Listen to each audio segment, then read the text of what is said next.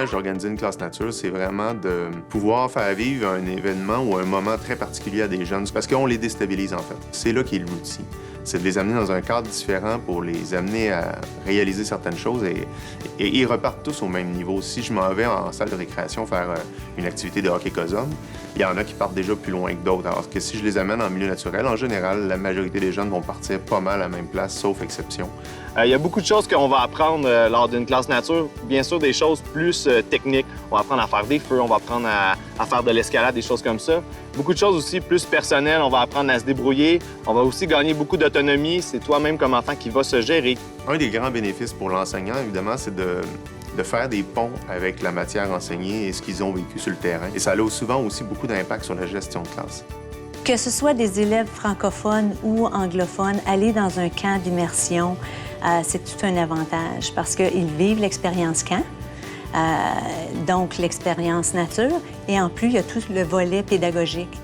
C'est vraiment aussi une occasion pour chaque jeune d'apprendre à mieux se connaître lui-même, mais aussi apprendre à connaître les autres avec qui il va passer la prochaine année scolaire. La classe nature peut arriver, par exemple, en fin d'année, donc pendant toute une année, on va en parler. Est-ce que vous avez hâte d'aller au camp? Oui!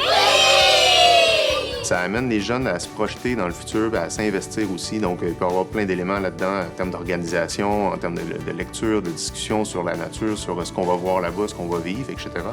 Bien, déjà, la plupart des camps sont dans des milieux naturels assez exceptionnels. Alors, c'est de prendre conscience de ce qui nous entoure.